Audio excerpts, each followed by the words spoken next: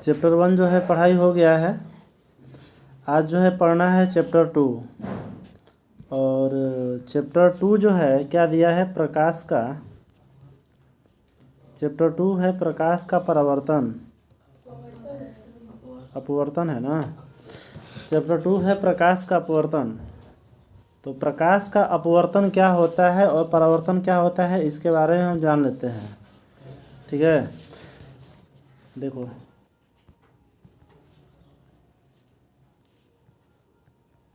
प्रकाश का अगर परावर्तन का बात किया जाए, प्रकाश का परावर्तन का मतलब क्या होता है, इसका मतलब होता है टकरा कर लौटना। ठीक ना। जैसे मान लो कोई भी दर्पण हो गया, जैसे मान लो समतल दर्पण हो गया। ठीक है, प्रकाश इधर से जाएगी तो टकरा कर क्या होगी, वापस लौटेगी। तो इसमें ये इसको क्या कहते हैं, आपतित किरण।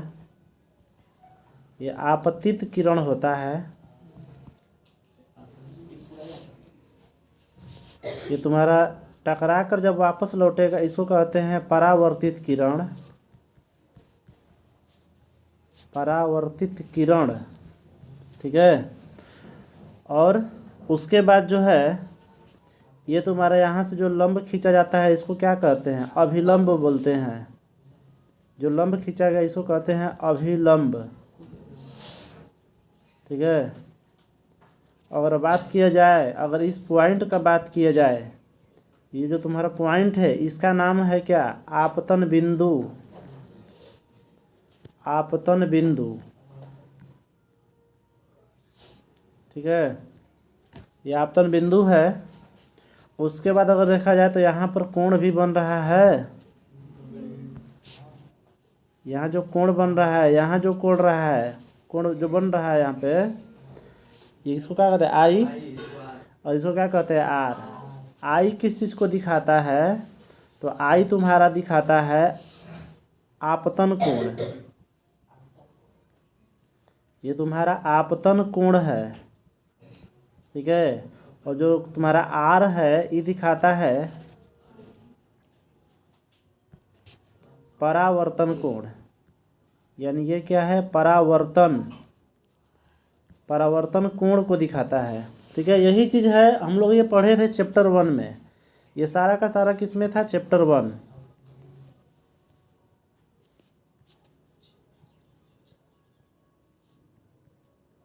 यानी पहला चैप्टर में यही चीज़ पढ़े थे, चैप्टर 1 में प्रकाश का परावर्तन। लेकिन अब जो है इस चैप्टर में हमको क्या पढ़ना है, प्रकाश का अपवर्तन।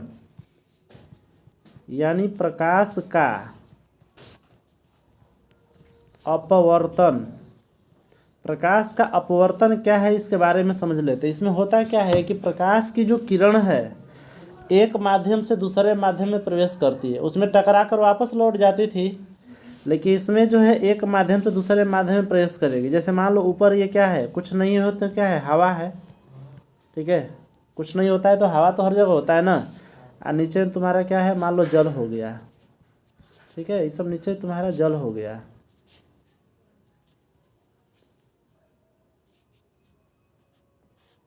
तो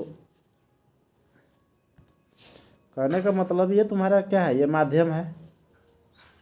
ठीक है,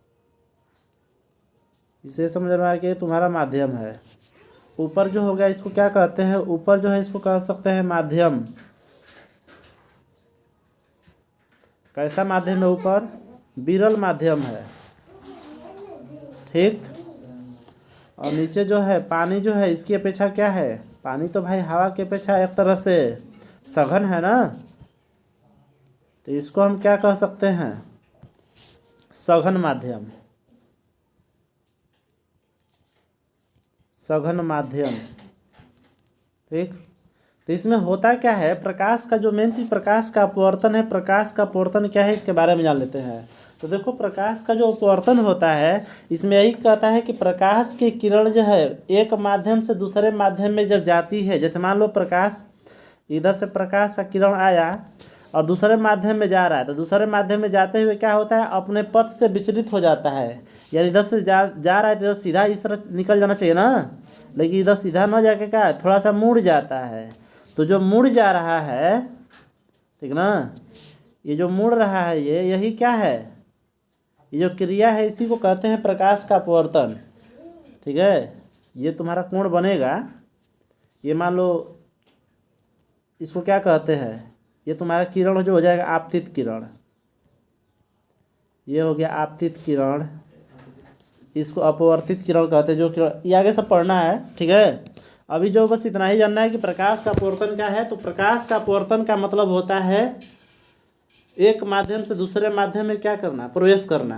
ठीक है, जब प्रकाश की किरण एक माध्यम से दूसरे माध्यम में प्रवेश करती है तो अपने पथ से विचलित हो जाती है, मतलब अपने पथ से थोड़ा सा हट जाती है, अपने रास्ता से थोड़ा सा विचलित हो जाती है, उसी को क्या कहते हैं, प्रकाश का अपवर्तन। अब आते हैं बुक में, देख लेते हैं क्या चीज़ दिया है।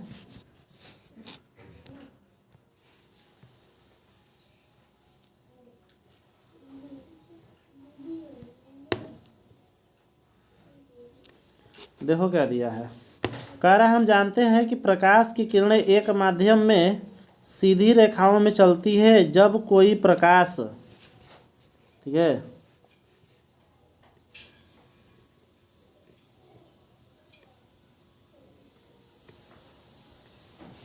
कह रहा है कि जब कोई प्रकाश क्या होता है, जब कोई प्रकाश की किरण एक माध्यम से दूसरे माध्यम में जाती है तो क्या वह उसी सरल रेखा पर चलती है। इस प्रश्न का उत्तर पाने के लिए हम एक सरल प्रयोग करते हैं। ठीक है, इसमें जब पढ़ेंगे, इस प्रयोग को पढ़ेंगे तो इसमें क्या मिलेगा, इशारा का सारा जितना भी प्रयोग दिया है, कार्य क्रियाकलाप एक दिया है, इसमें टार्च लिया है, टार्च को क्या किया, कह रहा है कि सबसे पहले देखो पढ़ ही देते हैं। कह रहा है कि सबसे पहले एक कांच के सबसे पहले एक टार्च के कांच को एक ऐसे मोटे काले कागज के टुकड़े से ढक देते हैं जिसके बीच में एक बहुत ही छोटा छेद हो। काला कागज से ढक दिया, उसमें छोटा सा छिद्र रहना चाहिए। कह रहा टार्च को जलाने से प्रकाश की पतली किरण पुंज प्राप्त होती है। इसके लिए यदि सुलभ हो तो एक लेजर पॉइंटर, आदमी क्या कहता है, लेजर लाइट, लेजर लाइट जानते ही हो, उसका प्रकाश जो है छितराता नहीं है। जैसे होता क्या है कि अगर मान लो कि अगर टार्च का बात करें तो टार्च का प्रकाश क्या है, छितरा जाता है। नज़दीक जब ले जाते हो तो लगता है कि एक जगह जाकर केंद्रित हो रहा है, जैसे जैसे उसको टार्च को दूर ले जाते हैं तो उसका प्रकाश क्या है, फोकस होता है, मतलब फोकस उसका बढ़ते जाता है। लेकिन लेजर लाइट का क्या होता है, चाहे नज़दीक में उसका फोकस करोगे चाहे दूर फोकस करोगे, उसका प्रकाश कभी भी छितराएगा नहीं। लेजर लाइट का ये विशेषता है। ठीक है, तो इसमें वही चीज़ बोल रहा है कि कांच के एक बीकर या गिलास में पानी भरकर उसमें दूध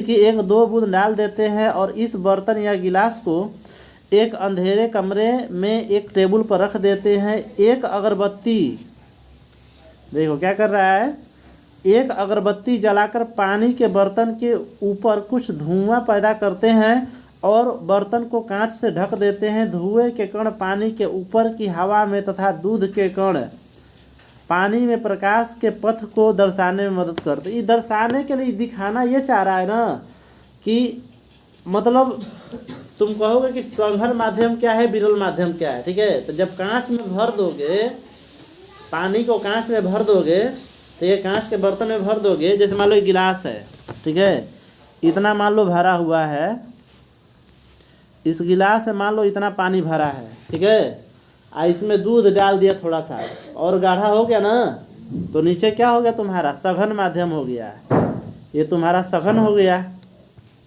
ठीक है, और ऊपर जो है धुआं है, ऊपर तो भाई मोमबत्ती अगरबत्ती जला कर क्या कर दिया, धुआं किया है, तो ऊपर क्या है, पतला है ना, इसके अपेक्षा क्या है, पतला ही है। इसको क्या कहते हैं, विरल।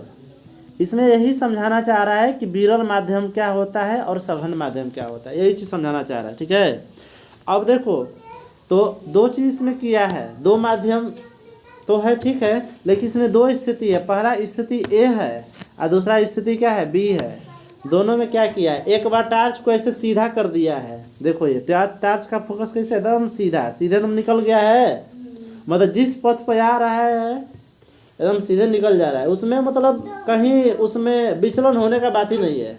ठीक है, लेकिन यहाँ पर देखो टार्च का जो रोशनी कैसे आ रहा है, तिरछा। जब तिरछा आ रहा है तो यहाँ से हल्का सा मुड़ रहा है नीचे की ओर, मतलब ये जो है रोशनी इसको आना चाहिए कहाँ पर, इधर आना चाहिए, ये इधर आना चाहिए, ऐसे आना चाहिए ना, लेकिन नीचे की ओर मुड़ गया। तो यही क्या है, प्रकाश का अपवर्तन है। यही चीज तो समझाने का प्रयास करेंगे भाई, प्रकाश का अपवर्तन क्या है। जब एक माध्यम से दूसरे माध्यम में जाता है तो अपने दिशा में परिवर्तन कर देता है, उसी को क्या कहते हैं, प्रकाश का अपवर्तन। अब इसमें आगे अगर पढ़ेंगे तो वही चीज़ मिलेगा, ठीक है। देखो आगे यहाँ पर दिया भी है, यहाँ दिया है प्रकाश की किरणों के एक पारदर्शी माध्यम से दूसरे पारदर्शी माध्यम में जाने पर दिशा परिवर्तन की क्रिया को क्या कहते हैं, प्रकाश का अपवर्तन कहते हैं। यही तो है, ठीक है। अब इसके लिए बहुत सारा क्रियाकलाप हम लोग कर सकते हैं। क्रियाकलाप 2 में देखो क्या दिया है, देखो क्रियाकलाप 2 में क्या कर रहा है, कह रहा है कि एक खाली कटोरी ले लिया है, एक खाली कटोरी लेकर उसकी तली पर एक सिक्का रख देते हैं। अब अपनी आंखों को ऐसी जगह लाते हैं जहां से सिक्का न दिखाई दे, ठीक है। मान लो कटोरी रख दिए सामने, अब ऐसे देख रहे हैं कि उसमें सिक्का दिखाई नहीं दे रहा है, ठीक है। ऐसे जगह रखेंगे, मतलब हल्का से, ज़्यादा दूरी पर नहीं रहना है, हल्का सा दूरी पर। उसके बाद क्या करते हैं, उसके बाद जो होता क्या है कि अब उस कटोरी में धीरे धीरे किसी से कह देंगे कि भाई उसमें पानी डालो, ठीक है। जब उसमें पानी डाले हैं कटोरी में, जैसे धीरे धीरे पानी भरेंगे तो ऐसा लगेगा कि सिक्का क्या हो रहा है, ऊपर उठ रहा है। सिक्का तो नीचे ही है, लेकिन देखने में ऐसा लगेगा कि सिक्का ऊपर की ओर उठा हुआ है, ठीक है। ये ऐसा किस लिए, कब होता है, क्यों होता है, प्रकाश के अपवर्तन के कारण। यानी कि ऑब्जेक्टिव क्वेश्चन है, परीक्षा में देता है कि पानी में सिक्का का ऊपर उठा हुआ दिखाई देना किस घटना को दर्शाता है, तो प्रकाश का अपवर्तन। ये प्रकाश का अपवर्तन को दर्शाता है। कारण आंखों को उसी जगह पर स्थिर रखकर कटोरी में धीरे धीरे पानी डालते हैं, अब सिक्का दिखने लगता है, ऐसा लगता है कि कटोरी की तली और सिक्का कुछ ऊपर उठ गए हैं। ऐसा क्यों होता है, प्रकाश के अपवर्तन के कारण, ठीक है। हम जानते हैं कि कोई वस्तु हमें तभी दिखाई पड़ती है जब उस वस्तु से प्रकाश की किरणें हमारी आंखों तक पहुंचती है। पिछले चैप्टर में हम लोग तो यही पढ़े थे कि भाई कोई वस्तु हमें तभी दिखाई पड़ेगी जब उस वस्तु पर प्रकाश पड़कर टकरा कर वह प्रकाश हमारी आंखों तक पहुंचती है, तब उस वस्तु को क्या करते हैं, देख पाते हैं, ठीक है। कार्य क्रियाकलाप 2 में जब कटोरी खाली है और आँख ई पर है, चित्र 2.2 पर, तब प्रकाश की कोई किरण सिक्का ए से, देख लेते हैं फिगर क्या दिया है। देखो 2 फिगर दिया है ना, एक ए है, यह तुम्हारा बी है। तो देखो जब सिक्का ए दिखाई नहीं दे रहा है, कब, जब आँख कहाँ रहता है, ई पर। अब आँख वहीं पर है, ठीक है, लेकिन जब इसमें पानी डाला जा रहा है, देखो यहाँ भी आँख को ई दिखाई दे रहा है, यहाँ भी आँख को क्या दिखाया है, ई के मतलब ई मतलब आई, अब ई से दिखाया है। लेकिन सिक्का का जो वास्तविक स्थान जो यहाँ पर था, ये जो वास्तविक स्थान था सिक्का का, ये यहाँ से हट के कहाँ आ गया, यहाँ पर आ गया ना, थोड़ा सा ऊपर उठा हुआ लग रहा है। तो यही क्या है, प्रकाश का अपवर्तन है। ये ऐसा होता है कब कि मतलब क्यों होता है, तो प्रकाश के अपवर्तन के कारण होता है, ठीक है। अब आगे बढ़ते हैं। अब देखो इसमें वही चीज़ पढ़ेंगे तो वही चीज़ मिलेगा कि मतलब जब सिक्का में कटोरी में जब पानी डालते हैं तो उसमें क्या होता है, सिक्का दिखने लगता है। तो जब दिखने लगता है तो ऐसा घटना होता है प्रकाश के अपवर्तन के कारण। अब आगे देखो क्रियाकलाप 3 देखते हैं। क्रियाकलाप 3 में देखो क्या दिया है, कह रहा है एक खाली गिलास में एक पेंसिल रख देते हैं और एक ओर से देखते हुए गिलास में पानी लगभग आधा भर देते हैं। पेंसिल पानी की सतह पर मुड़ी हुई प्रतीत होती है, ठीक है। पेंसिल उसमें रख दो गिलास में, उसमें धीरे धीरे पानी डालोगे तो क्या होगा, पेंसिल जो ऐसे सीधा था, पेंसिल तो उसमें डाला था तो पेंसिल का ऊपर थोड़े आ जाएगा, पेंसिल नीचे ही है, लेकिन जो नीचे का उसका भाग है वो मुड़ा हुआ दिखाई देगा। छड़ी डालोगे, बाल्टी में पानी भर के उसमें छड़ी डालोगे तो छड़ी तिरछा महसूस होगा, मतलब ऊपर का तो सीधा है, लेकिन जो जितना भाग पानी में है ऊपर की अपेक्षा क्या है, हल्का सा उसमें मुड़ा हुआ दिखाई देगा। ये सारी की सारी घटनाएं जो होती है प्रकाश के अपवर्तन के कारण होती है, ठीक है। इसमें देख लो, देखो यहाँ पर वास्तव में अगर देखा जाए तो ये तुम्हारा क्या है, ये भाग है तुम्हारा, ठीक है। पेंसिल तो यही ना है, ये तुम्हारा पेंसिल है, लेकिन दिखाई क्या दे रहा है, यहाँ से दिखाई दे रहा है। लग रहा है कि ये पेंसिल ऐसे सीधा ना आ करके यहाँ से आया है, ऐसा लग रहा है। तो ऐसा इसलिए लग रहा है क्योंकि इसमें प्रकाश की अपवर्तन हो रहा है इसमें, ठीक है। और इसमें पढ़ेंगे विस्तार से तो यही चीज़ मिलेगा। देख लेते हैं। कह रहा पानी की सतह पर पेंसिल न केवल मुड़ी हुई प्रतीत होती है, बल्कि ध्यान से देखने पर पानी के अंदर पेंसिल थोड़ी अधिक मोटी प्रतीत होती है। इस प्रकार पानी के अंदर गोताखोर अधिक मोटे प्रतीत होते हैं। कांच की बर्तन में पानी में रखे नींबू या फिर चीनी की चाशनी में रखे रसगुल्ले वास्तविक आकार से बड़े दिखाई देते हैं। इन सबों का कारण प्रकाश का अपवर्तन ही है। हाँ, बहुत लोग कहता है, जानते हो, दुकान पर जाता है लोग रसगुल्ला खरीदने या गुलाब जामुन खरीदने जाता है तो क्या कहता है, देखेगा कि उसमें पानी में जो बड़ा दिखाई दे रहा है, कहेगा कि उसी को निकाल कर दो। जैसे उसमें से पानी में से निकाला छोटा दिखाई देने लगा, कहेगा बदल दिया, लग रहा है इसमें कुछ घपला किया है। लेकिन वास्तव में क्या है, वही गुलाब जामुन है। पानी में था तो प्रकाश के अपवर्तन के कारण, जब उसके चाशनी में था, जिस चाशनी में रहता है, जिस चीनी के सीरा में रहता है, ठीक है, ठेठ भाषा में उसको क्या कहते हैं, सीरा कहते हैं। तो जिस सीरा में रहता है, जब तक उसमें रहता है तो कुछ बड़ा दिखाई देता है, ठीक है, वही गुलाब जामुन। लेकिन जब उसको उसमें से बाहर निकालते हैं तो छोटा दिखाई देने लगता है। तो ऐसा हमको अंतर प्रकाश के अपवर्तन के कारण ही समझ में आता है, ठीक है। और भी देख लो, नींबू रखते हो तो उसी तरह, जब तक पानी में रखोगे क्या होगा, बड़ा दिखाई देगा, पानी में से निकाल दोगे बाहर छोटा दिखाई, मतलब उसका वास्तविक आकार आ जाएगा। आगे बढ़ते हैं। कह रहा है कि पानी के अतिरिक्त अन्य पदार्थों जैसे अन्य पारदर्शी द्रव जैसे तारपीन, केरोसिन आदि के साथ हम उपयुक्त प्रयोगों को दोहरा कर देख सकते हैं। पेंसिल के मुड़ने या सिक्के के ऊपर उठने की मात्रा भिन्न भिन्न द्रवों के लिए भिन्न भिन्न होती है। इसका अर्थ यह हुआ कि विभिन्न पारदर्शी माध्यमों द्वारा प्रकाश का अपवर्तन समान नहीं होता है। क्या बराबर होगा? नहीं होगा भाई। जितना डिग्री का कोण बना करके अभी पेंसिल पानी में डूबेगा, मतलब उसमें उसका टेढ़ापन दिखाई देगा। क्या उसमें तेल में डालेंगे, तारपीन के तेल में, तो उतना ही टेढ़ापन दिखाई देगा? बोलो, अंतर हो जाएगा कि नहीं? तेल में तो ऐसे भी तैरता है, तेल है तो उसमें तैरबे करेगा, तो उसमें अंतर हो जाएगा ना। केरोसिन तेल डालोगे तो और उसमें अंतर समझ में आएगा। यानी कहने का मतलब है कि अलग अलग अगर द्रव पदार्थों में अगर रखेंगे तो उसका प्रक्रिया जो है अलग अलग समझ में आएगा, ठीक है। आगे देखते हैं। अब बात करते हैं प्रकाश की चाल। अब यहाँ से समझ लो भाई, जब प्रकाश की चाल भी तो भिन्न भिन्न होगा। जब माध्यम अलग है तो प्रकाश की चाल अलग नहीं होगा। एक आदमी को अगर कह दिया जाए कि रोड पर दौड़े, तो रोड पर दौड़ेगा तो क्या, अगर जीटी रोड है तो तेज़ दौड़ेगा, ठीक है। रोड उबड़ खाबड़ रहेगा, स्पीड थोड़ा सा क्या हो गया, स्लो हो गया ना।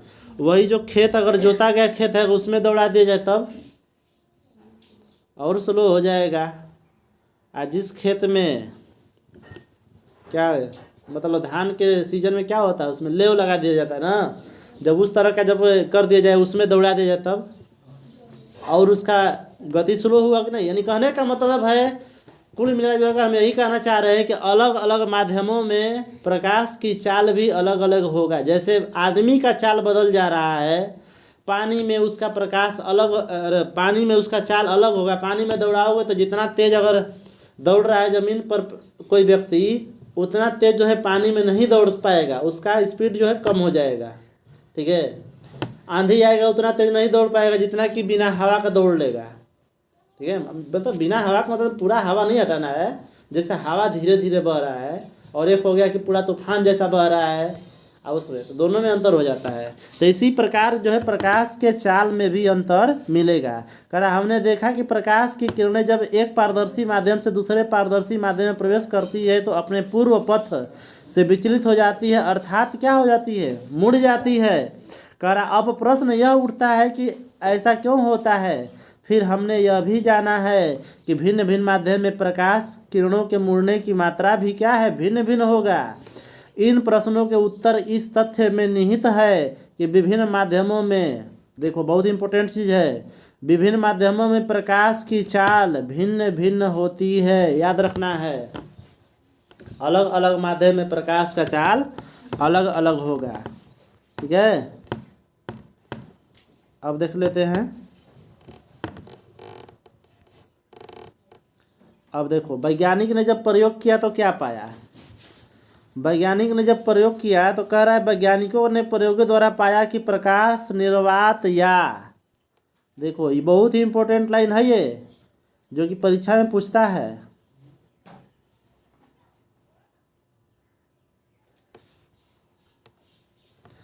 कह रहा है प्रकाश निर्वात शून्य या मुक्त आकाश में सबसे तीव्र गति लगभग 3 लाख किलोमीटर प्रति सेकेंड, ठीक है, यानी 3 लाख किलोमीटर प्रति सेकेंड के चाल से जो है प्रकाश चलता है। यही कारण है, कभी कभी परीक्षा में दे देता है कि मतलब बारिश के दिनों में जो बादल गरजते हैं तो उसका चमक पहले दिखाई दे देता है, लेकिन उसका गर्जन जो है आवाज़ बाद में सुनाई देता है। क्यों? क्योंकि प्रकाश की चाल जो है ध्वनि की चाल से क्या है, अधिक होता है।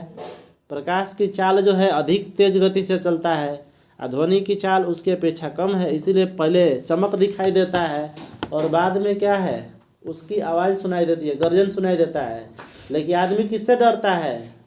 गर्जन से। जब गरजता है बादल ना तो उस समय आदमी डरता है, लेकिन मेन डर किस में है, जब जो चमकता है उसमें। ठीक है, गर्जन में क्या है, कुछ नहीं, वो तो खाली आवाज़ है। लेकिन आदमी तब भागता है जब गरजता है, तब चमकता है उस समय आदमी चुपचाप लगाया रहता है एक जगह, मतलब चुपचाप रहता है। भाई इससे क्या होगा, कुछ नहीं होगा, लेकिन मेन चीज़ वही है, चमक ही उसका खतरनाक है, वही बिजली है, गरजने में कुछ नहीं है। ठीक है, चलो आगे देखो। कह रहा है वायु में प्रकाश की चाल इसमें थोड़ी ही कम होती है।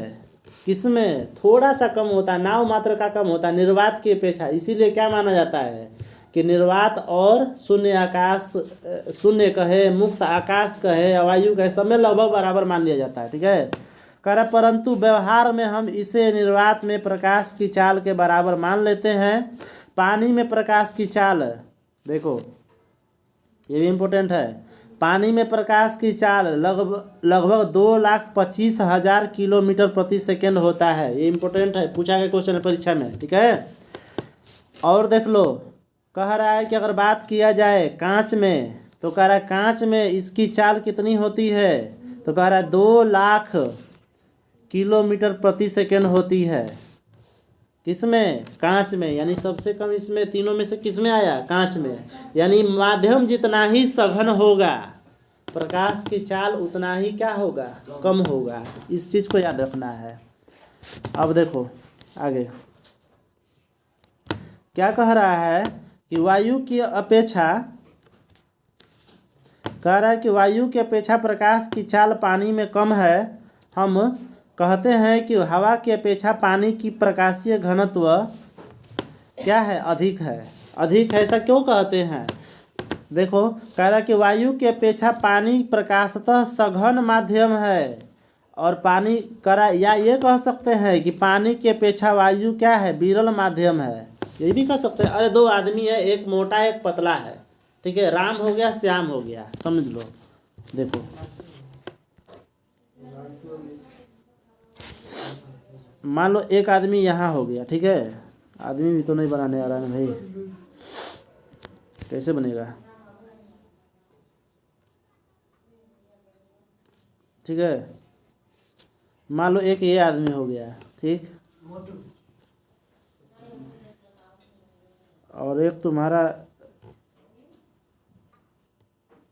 ये आदमी हो गया। ठीक है, मान लो 2 लोग हो गया, ये राम और ये श्याम।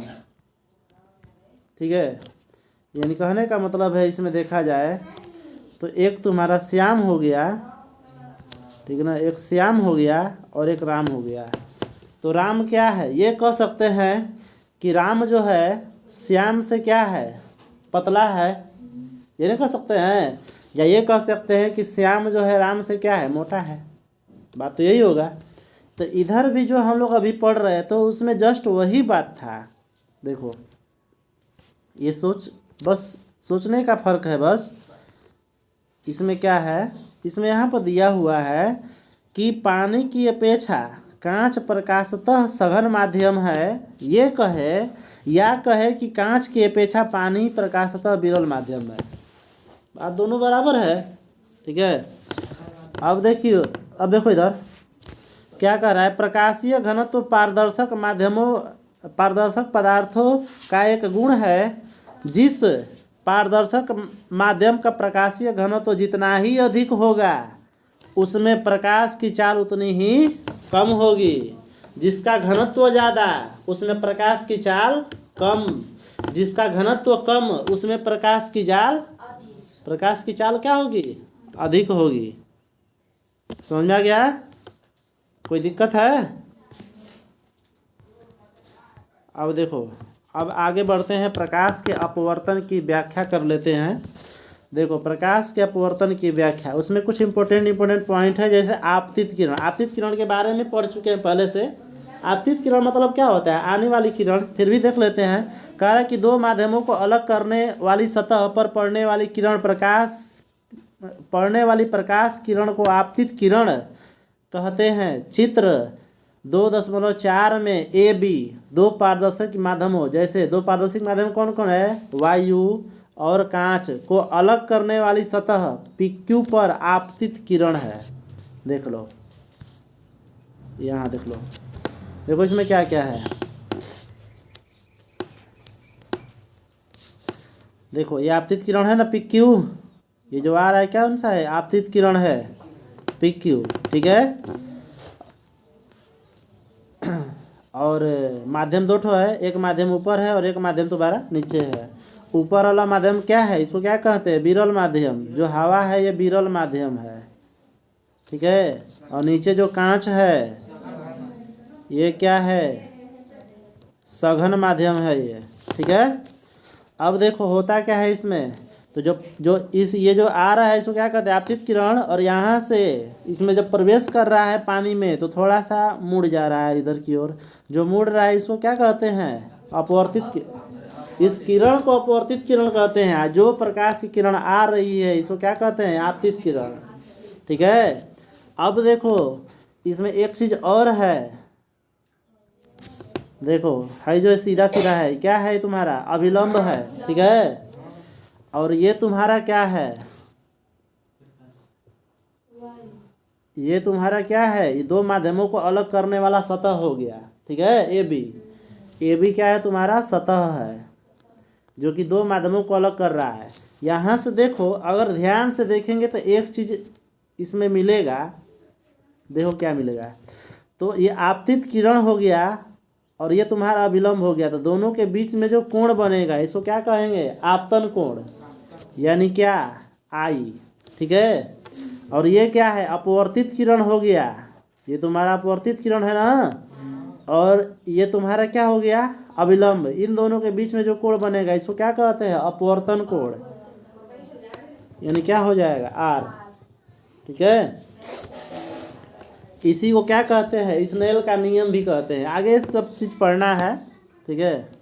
देखो आपतन बिंदु, देखो आपतन बिंदु क्या होता है, तो सीधा सा बात है, जिस बिंदु पर टकराएगी आपतित किरण, जिस बिंदु पर टकराएगी उसी को क्या कहते हैं, आपतित किरण जिस बिंदु पर टकराएगी उसको क्या कहेंगे, आपतन बिंदु, ठीक है। इसमें कोई सस्पिशन नहीं है। जिस बिंदु पर आपतित किरण सतह से टकराती है उसी को क्या कहते हैं, आपतन बिंदु कहते हैं। आया समझ में कोई? सब देखो अब अभिलंब क्या है देख लो। तो देखो अभिलंब क्या होता है, तो कह रहा है किसी सतह पर किसी सतह के किसी बिंदु पर खींचे गए लंब को उस बिंदु पर क्या कहते हैं, अभिलंब कहते हैं।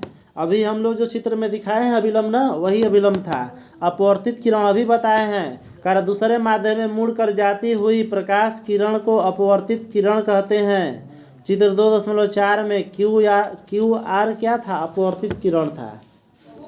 ठीक है, कह रहा आपतन कोण अभी बताए हैं, और परावर्तन कोण भी अभी बताए हैं।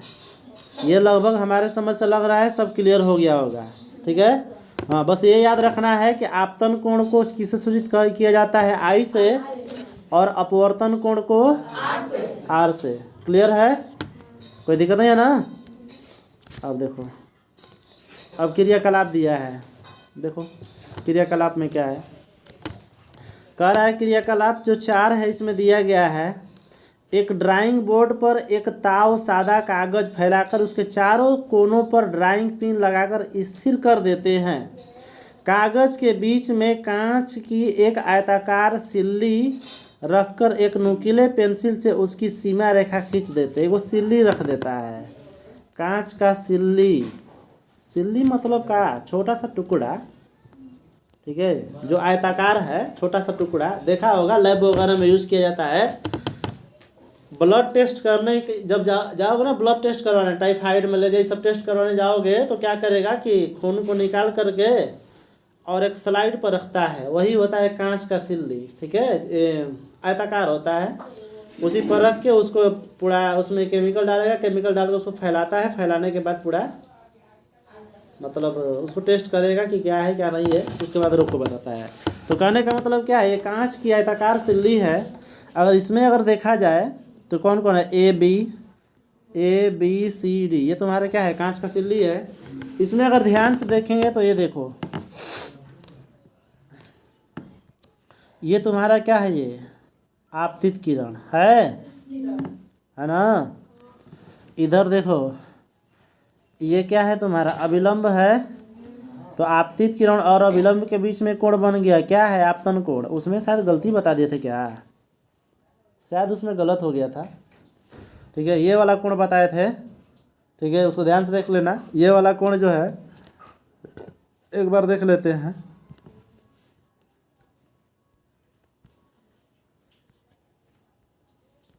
अच्छा, ये गलत हो गया यहाँ पे। ठीक है, ये जो है तुम्हारा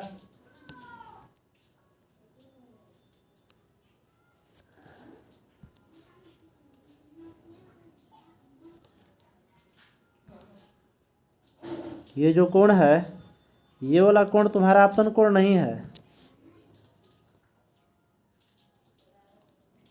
ठीक है, तुम्हारा आपतन कोण जो होगा ये वाला होगा।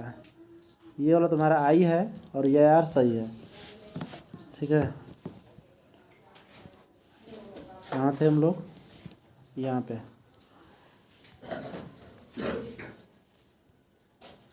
चलो देखते हैं। देखो इसमें क्या है? देखो तो अभी बताएं क्या है? ये आपतन कोण है, मतलब पी क्यू को क्या कहेंगे? आपतन। ये तुम्हारा हो जाएगा आपतन। ये तुम्हारा आपतन कोण और आपतित किरण है। क्या बोला जा रहा है? ये आपतित क्या है? आपतित किरण।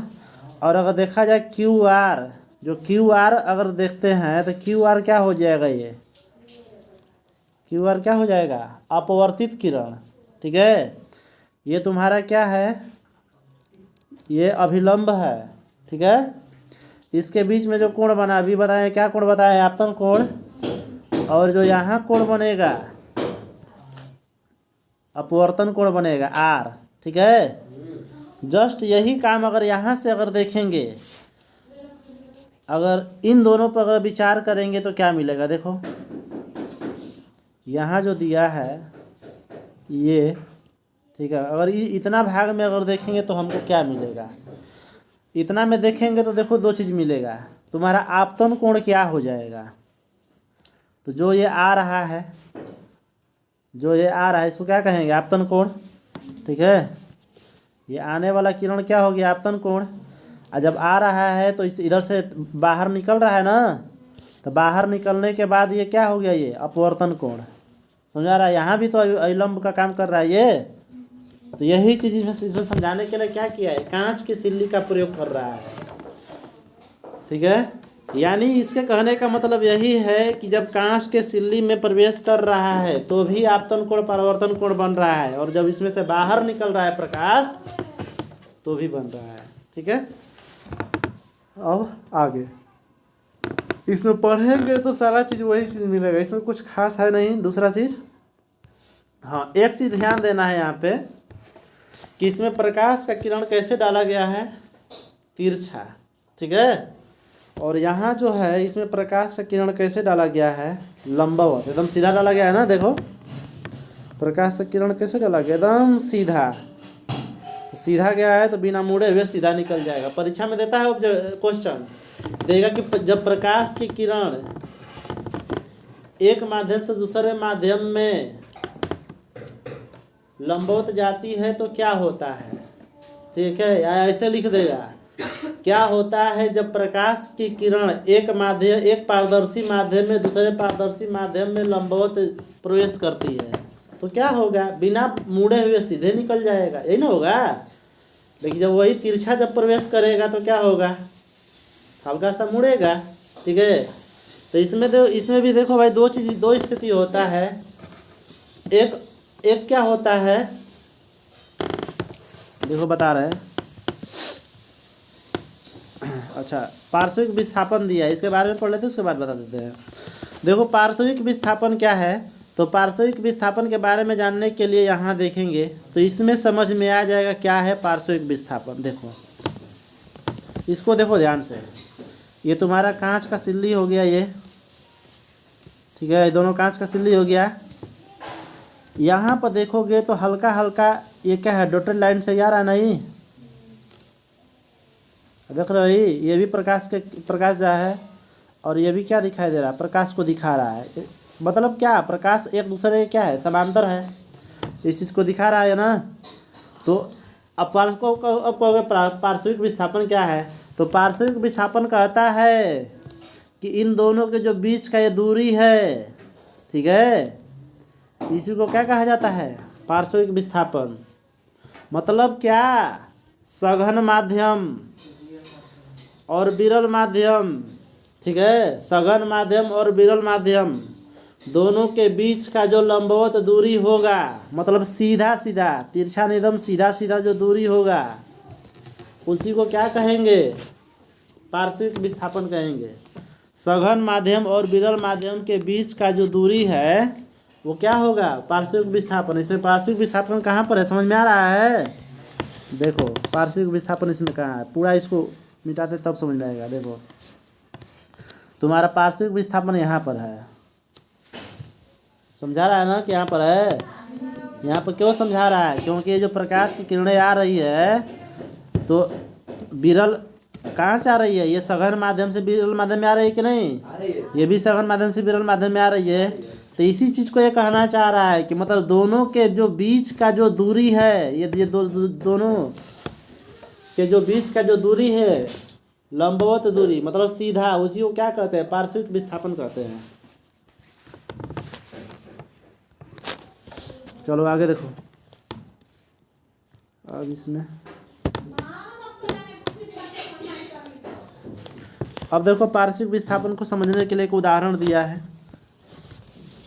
कह रहा है किसी मकान की खिड़की के शीशे से बाहर की ओर वस्तुओं को देखते समय हम अपवर्तन का प्रभाव अर्थात पार्श्विक विस्थापन का अनुभव नहीं कर पाते हैं। ऐसा इसलिए होता है कि खिड़की के शीशे साधारणतः पतले होते हैं और हम किरणों के पथ में होने वाले पार्श्विक विस्थापन को नहीं देख पाते। ऐसा इसलिए नहीं दिखा पाता है क्योंकि वो पतला होता है। ठीक है, वही जब मोटा रहेगा ना, कांच का सिल्ली मोटा रहेगा तो उसमें समझ में आएगा कि पार्श्विक विस्थापन हो रहा है।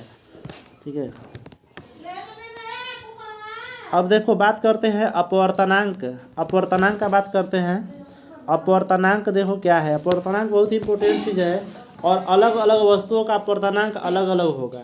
ठीक है, कह रहा है कि एक माध्यम से दूसरे माध्यम में जाने पर प्रकाश की किरण के मुड़ने का परिमाण पहले माध्यम की तुलना में दूसरे माध्यम में प्रकाश की चाल पर निर्भर करता है। भाई चाल कितना है, चाल अधिक है कि चाल कम है, इस पर निर्भर करेगा। ठीक है, विभिन्न माध्यमों में प्रकाश की चाल क्या है, भिन्न भिन्न होगी। अतः प्रकाश की चाल की किरण की दिशा में बदलने की उसकी क्षमता भी क्या होगी, अलग अलग होगी।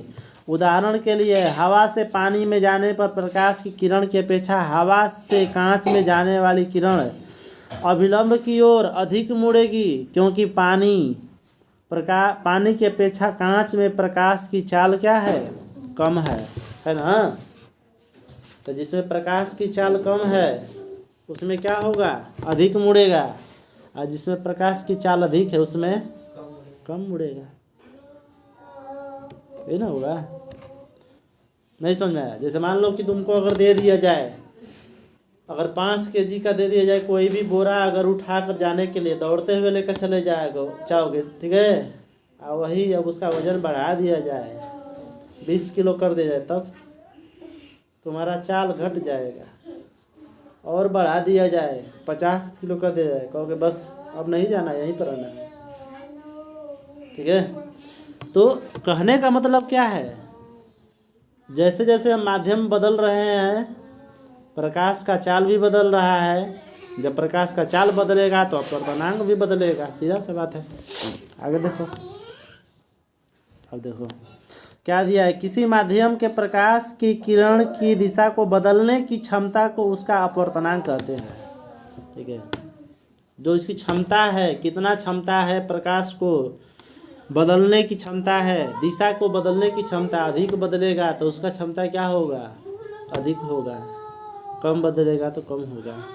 देखो कह रहा किसी माध्यम का अपवर्तनांक शून्य में प्रकाश की चाल और उस माध्यम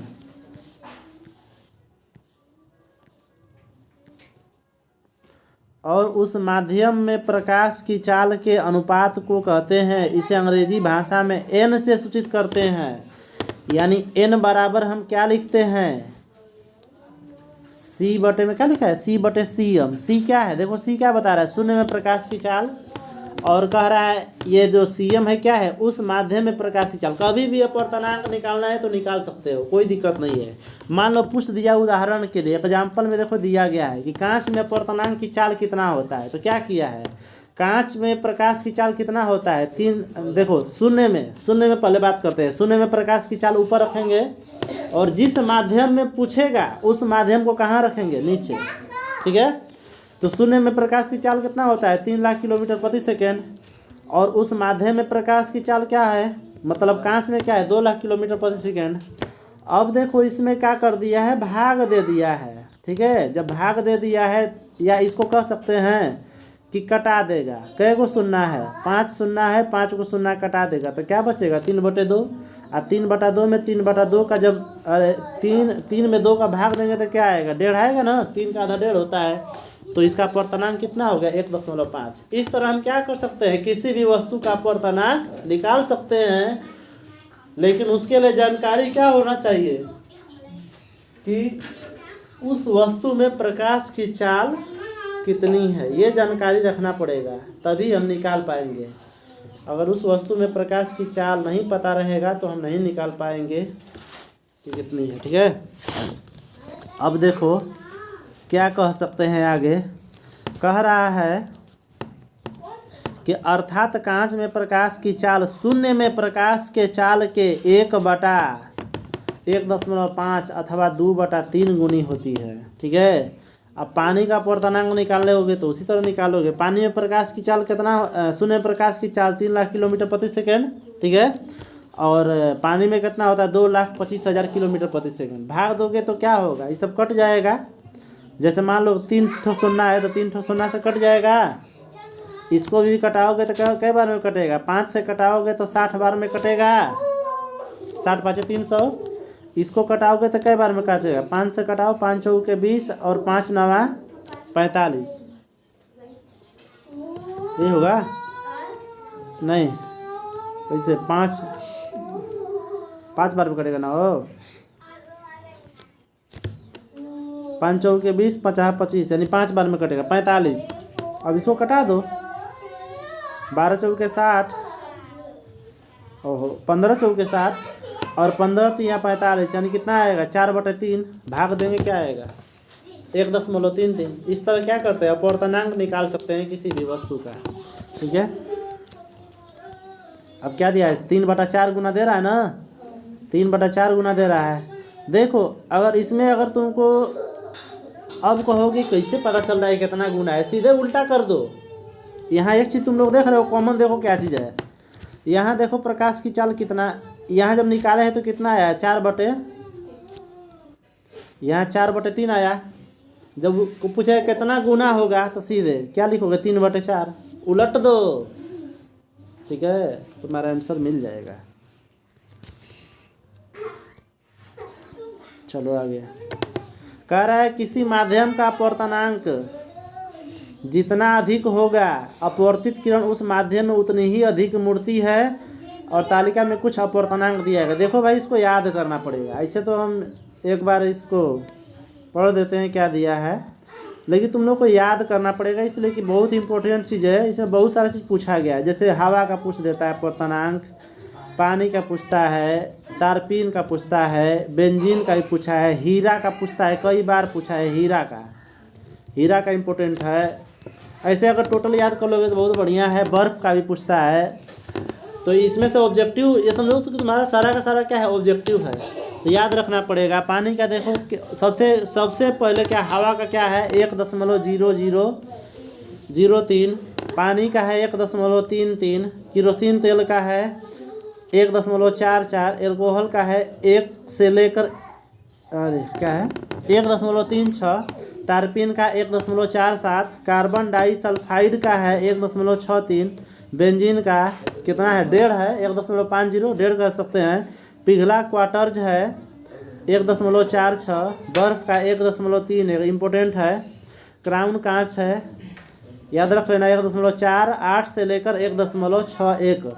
फ्लिंट कांच का होता है 1.53 से 1.96, और कह रहा है कनाडा बालसम का होता है 1.53, और माणिक्य रूबी जिसको कहते हैं इसका होता है 1.71, और नीलम का होता है 1.77।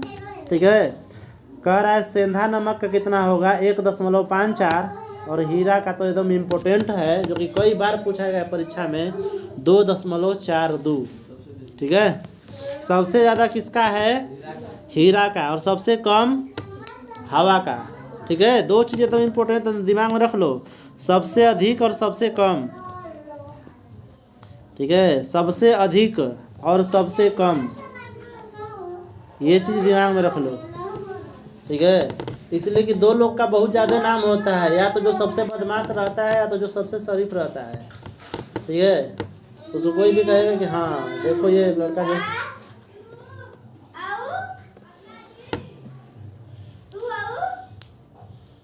चलो ठीक है। हाँ टाइम हो गया है, अब रहने देते हैं।